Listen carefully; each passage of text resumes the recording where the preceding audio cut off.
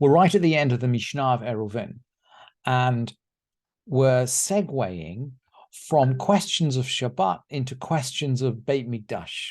And we discussed yesterday the differences between Beit Mikdash and the rest of the country, between the temple and the rest of the land. We talked about replacing a bandage in the temple, but not in the country, about tying up, fixing a harp string in the temple, but not in the country, about cutting off a priest's wart in the temple, but not on the country. And we're going to carry on with these ideas today, but we are going to leave in a minute. Well, you'll see we're going to leave the country behind, actually, and we're going to close the Masechet of Eruvin firmly in the temple, in the Beit Mikdash, and in questions of Tumah and Tahara. And we said yesterday that the Mishnah is being codified 130 years after the temple is no longer there. And these are all memories. These are detailed memories of what happened in the temple. And it's as if the Mishnah of Eruvin is essentially a rabbinic Mishnah. There are no Torah.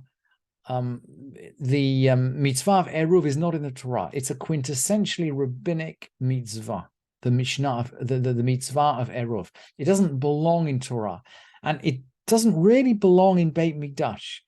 And it's as if the rabbis are saying, when we get to the end of this quintessentially rabbinic tractate, we are going to just cast our mind back and remember the time before the rabbis, or we're going to remember the Beit Mikdash. We're going to remember a previous time.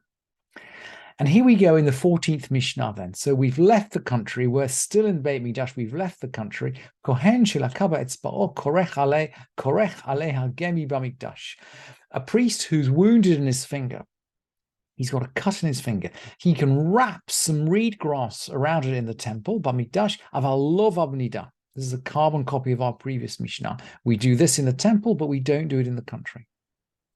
And again, now there's something about reed grass. Reed grass is not just grass. It's not just a bandage. It seems to have some healing properties, or at least that is the assumption in the Mishnah. So the grass is, and of course the rabbis will allow us to put a bandage on Shabbat, but not to carry out healing on Shabbat, not to mix up drugs or potions or poultices on Shabbat. And the reed grass is halfway to a poultice. So the rabbis will not let us do that outside the Beit Mikdash.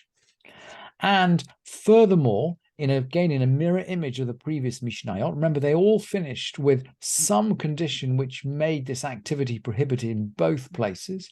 Im lahotzi dam kan v'chan asur.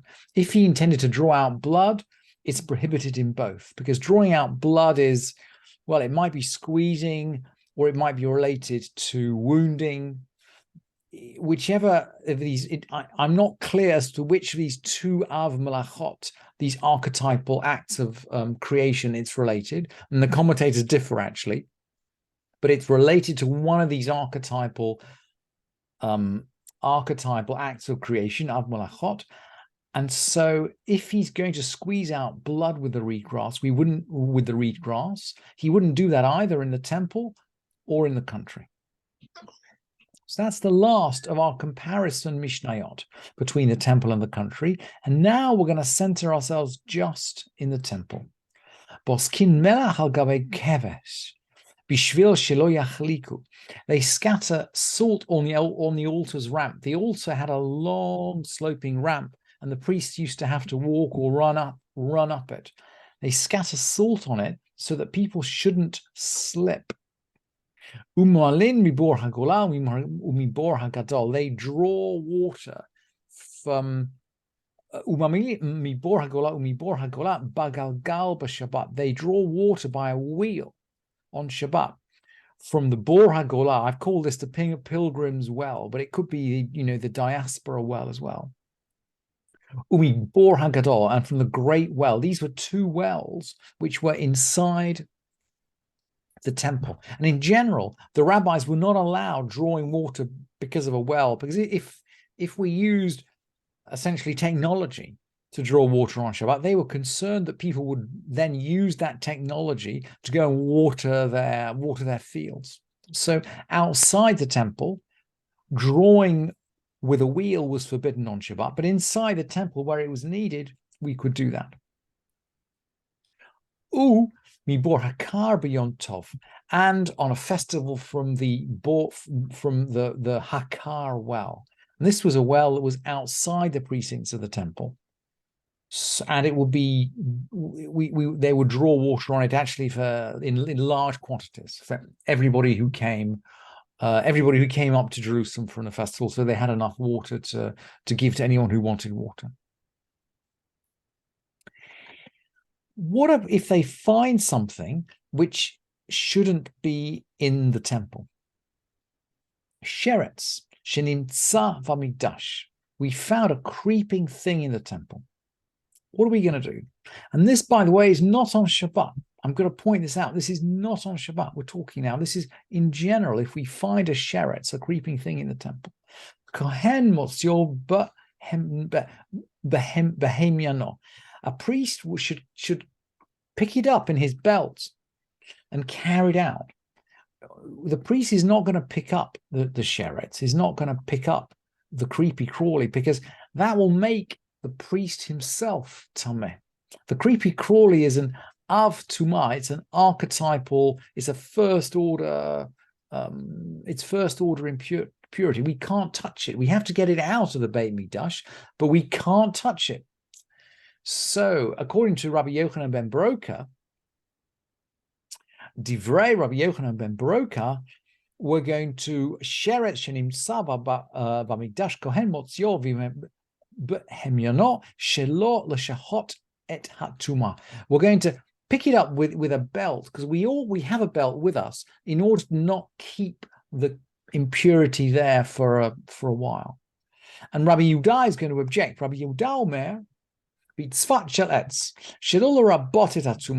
Yehuda says with a wooden tongue, in order that uncleanness shall not increase. He doesn't want to make tameh the belt of this kohen, even though the belt is not going to make the kohen tameh.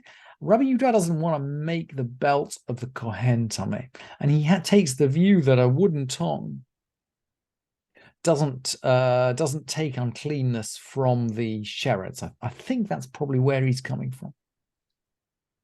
Okay, what if this happens on Shabbat? Can we still move it on Shabbat? That's the next question. From where must it be removed? And now we're talking about where we would remove it from on Shabbat.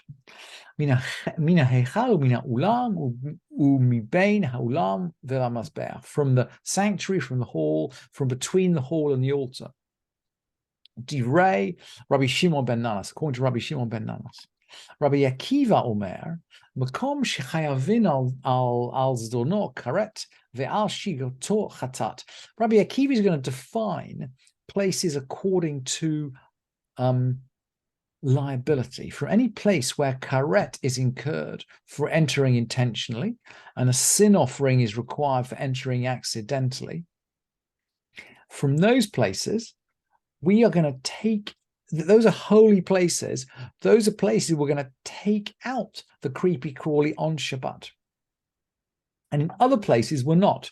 Ushar kol hamukamot, and all the other places, kofin alav paskater. We're going to put some enormous pot on top of it. And then it's contained, and then we can get rid of it after Shabbat. So we go so far on Shabbat, but we don't go everywhere on Shabbat. And Rabbi Shimon says, and Rabbi Shimon is, maybe he's referring back to a previous halacha, we're not sure, but Rabbi Shimon is going to close the Masechet now. Rabbi Shimon Omer, Makom shehitiru chachamim, where the sages have permitted you anywhere, where they've given you any, for example, where they permitted you to make an eruv, for example. He could be referring to the whole of the tractate of Eruvin. He's referring to the whole of the rabbinic structure of heter on Shabbat. Where the sages have permitted you anything. natanu lecha. They have only given you what is yours, i.e., they've only permitted you where there was no Torah prohibition at all, i.e., they've only given you, they've given you back what was a rabbinic prohibition in the first instance. He's saying, if you like, don't think that the rabbis are allowing you to break a Doraita, to break a Torah law, with this complex of leniences that we've developed through the whole of this Masechet. And by the way, in the previous Masechet of Shabbat, Rabbi Shimon is finishing both the Mishnah of Eruvin and the Mishnah of Shabbat. And he's saying, look, where the rabbis have given you a break, don't think they've given you a break on Torah law. Don't think you can break Torah law. They've only given you a break on rabbinic prohibitions. Shelo hitiru lecha ela mishom shvut. They were only lenient where things were forbidden mishum shvut. In other words, because of a rabbinic direction to rest, not from a Torah prohibition on creation on Shabbat. So Rabbi Shimon effectively ends these two Masechtot by just articulating the difference between rabbinic and Torah law, as if he's keen to establish that in his close. With those words, we'll read the Hadran lach Masechet Eruvin, the Hadran alan. The Hadrach alan. We'll return to you, Tractate Eruvin, and you will return to us. Da'atan alach Masechet Eruvin, ve'da'tach alan. Our mind is on you, Tractate Eruvin, and your mind is on us. Lo, nit neshay minach Masechet Eruvin. We will not forget you, Tractate Eruvin, ve'lo tit neshay minach. And you will not forget us. Lo ba'alma dain, ve'lo ba'alma da'ati. And not in the world that is coming.